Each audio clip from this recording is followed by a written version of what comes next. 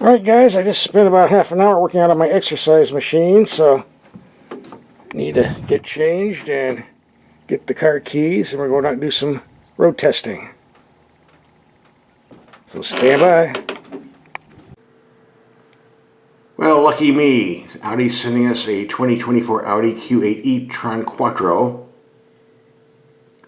Pretty nice and pretty expensive, so let's print out the price sheet and take a closer look. Starting price $74,400. Lots of options here.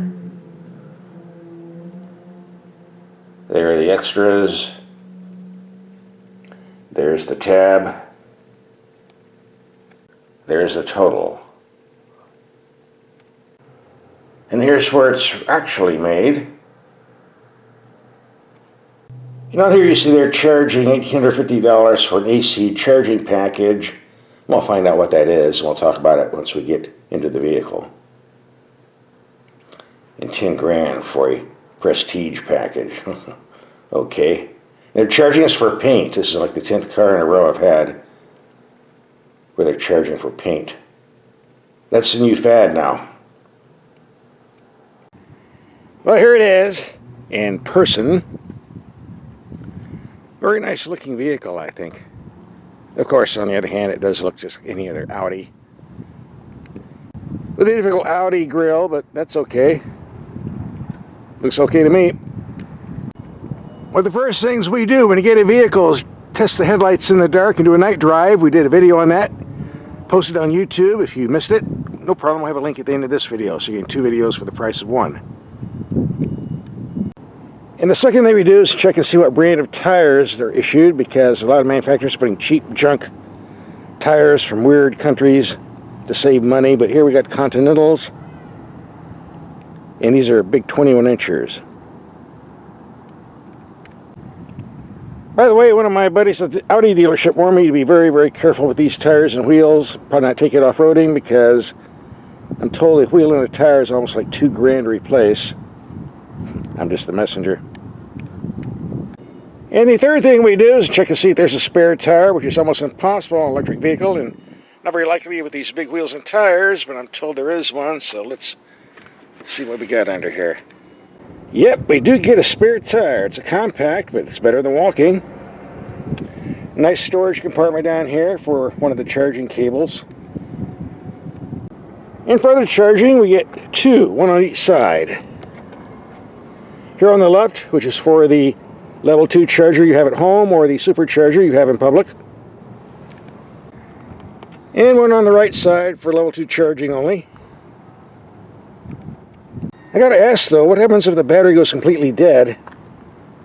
How do you open this? Don't know what to tell you right at the moment.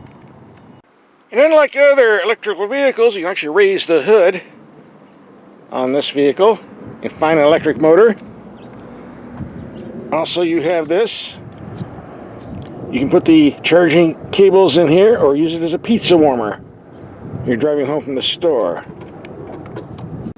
This is the electric motor for the front. I'm told there's one in the back, so it's classified as an all-wheel drive.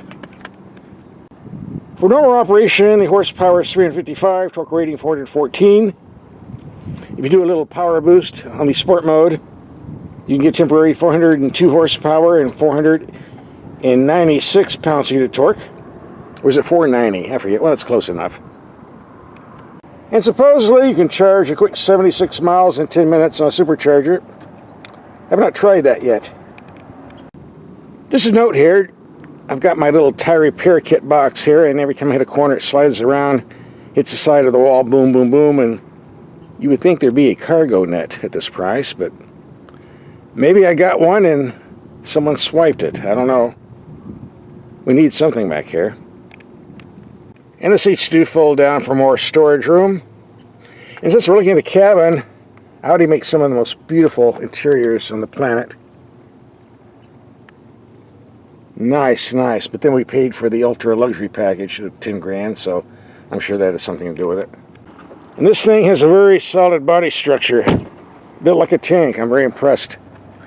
That's what I expect in a high-end German car, or Hungarian car, as it is in this case. Audi's reinventing the wheel with their shifters. forward, back, park.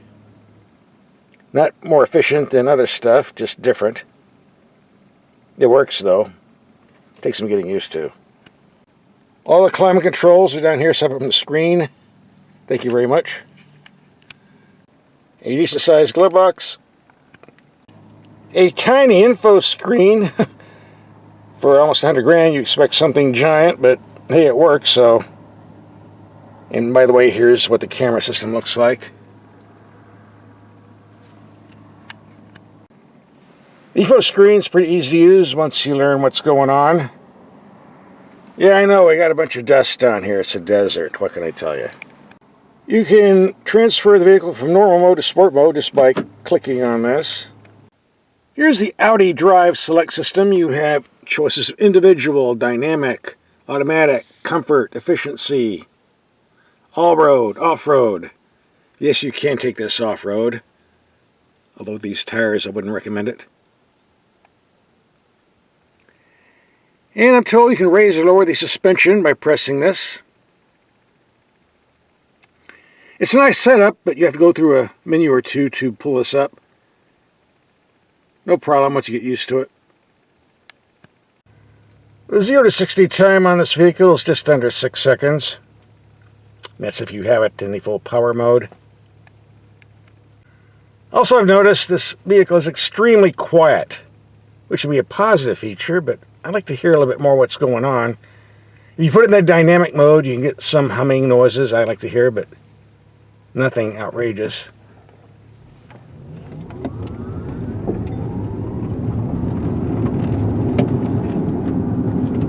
Yeah, got lots of torque, that's for sure. I don't know if you can hear it on the microphone, but in dynamic mode I can hear some electrical activity, which is what I want to hear, but in dynamic mode I think it drains the battery a bit quicker too, so we don't want that. If you set the Q8 in comfort mode to get one of the smoothest rides you've ever experienced, like riding on a cloud, if it's set in dynamic mode, as it is at the moment, stiffens things up a bit, but still reasonably comfortable. Considering these large 21-inch wheels and tires, that's a very good accomplishment, but German vehicles have always had the best suspensions around. Especially if you give them more money, they'll give you a better vehicle. So I'm very, very impressed with this Q8 as far as the suspension goes. I have no complaints whatsoever. There's one thing I've noticed about German vehicles over the years. You give them lots and lots of money, they'll give you lots of suspension design. And this is a perfect example. First class ride all the way, very comfortable. Even with these big 21-inch tires. Very smooth, very sophisticated. That's what we're paying for, and that's what we're getting. I could drive this vehicle all day long and all night long and not have any discomfort, of course. We're running on batteries, so we're not going to be doing all night and all day. Only 285 miles max on a good day. And the low-end torque is just great. And nice brakes, too. Some people think these are a bit on the grabby side. Yeah, they're a bit sensitive, but that's what I want. I want a vehicle that stops when I tell it to, right away, not some mush box. I got no complaints. No complaints with the steering, no complaints with the brakes, no complaints with the ride comfort. They did a very good job on this, but that's what we're paying for. And if we put it in sport mode, we definitely have some power under the hood. Whoa-wee.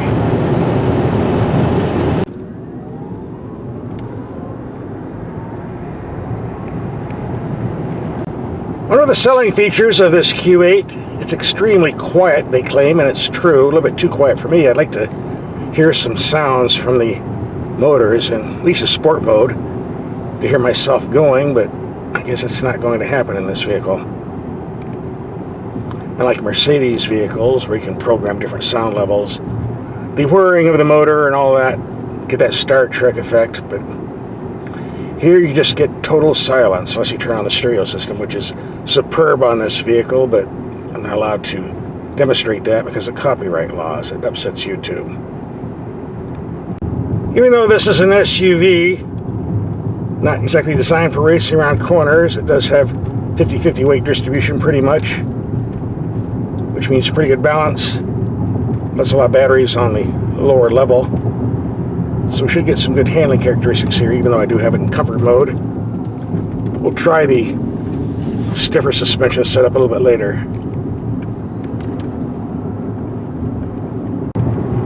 And going uphill, the torque output from these batteries is pretty strong. Not affected by the climb or elevation at all. Very, very nice. Alright, let's talk about range, or range anxiety. If you put an EV under a lot of stress, like towing, you can lose up to half your range. If you're climbing steep hills, like I just did, going from 1,500 feet to 4,000 feet, that can affect the range too.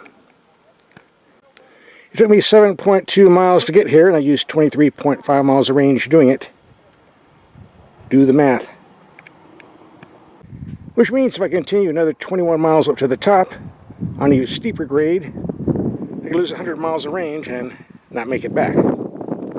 Welcome to the world of EVs, folks. That's why before you leave, it's a good idea to have a full charge. I don't have the option of doing that. I don't have a charger at home, and the supercharger, public one, is about 30 miles on my way to get there and 30 miles coming back, so I can't come up here in a full charge.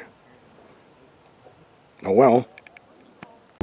By the way, on this trip today, the outside temperature is averaging around 70 degrees, and I really am using the air conditioning much. If I had, that would have dragged the maximum range down even more. Right now I have 130 miles of range left, but I've got the regenerating braking system on. Maybe I'll gain some electrons on the way down, because it's all downhill from here. By the way, this thing corners like a champ. Add to that the nice steering and strong brakes. Going downhill in a hurry is no problem whatsoever. Just like a sports sedan. Very impressive. Well, this is interesting. When I started up the mountain, I had 153 miles. And between my 7 miles, I was down to 130, but coming down the mountain with the brake regeneration system, I have 6 more miles than what I started with, which means it cost me actually nothing to go up there and come back, in spite of the fact I didn't have enough to go all the way up. Does that make any sense to you? Welcome to the world of EVs. Seems we run into a rainstorm with a bit of snow on the outside of town, and the performance here is pretty good. We got giant tires, a good weight distribution, and all the weight from the batteries is on the lower center of gravity, so we got great stability here. Very safe and very comfortable. No issues at all. And even though as a rule I'm not a fan of electric vehicles myself, I have to admit this one is very nice. Too bad it's so expensive. But you're definitely getting what you pay for. Well, this guy came prepared. He brought his own boat. He just float his way down the highway. It's 52 degrees outside. I'm not running a heater. Have my jacket on, and I've used 82 miles of range and 52 miles of driving. Well, let's look at the computer and see what we used on our little trip here. 102 miles.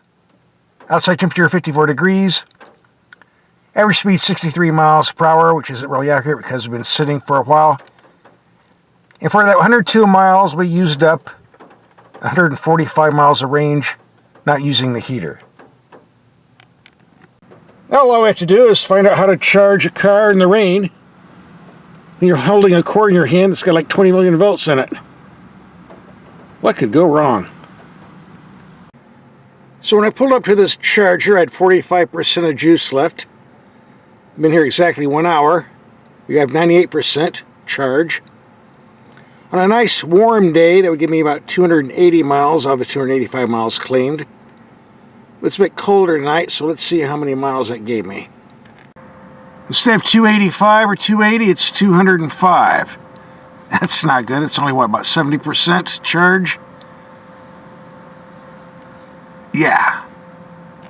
You can't blame the car for this. It's just the nature of electric vehicles. They don't like giving a full charge in cold weather, which is now 55 degrees. Now, if I can just unplug this sopping wet cord without getting electrocuted by a couple million volts, we'll be on our way. So let's run some numbers while we're driving along here. It took me 1 hour and 40 minutes to go down to 45% charge.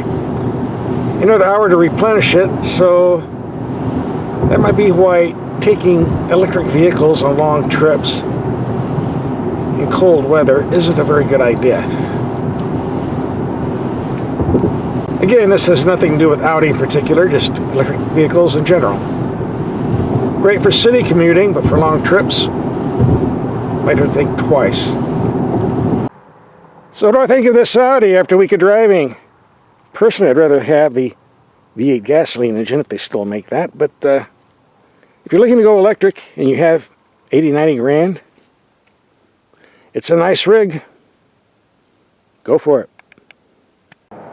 If you're about ready to plunk around 90 grand for one of these, you might want to see how the headlights work in the dark and how it drives at night. Here's a link for that night drive test we did coming up. Click and watch.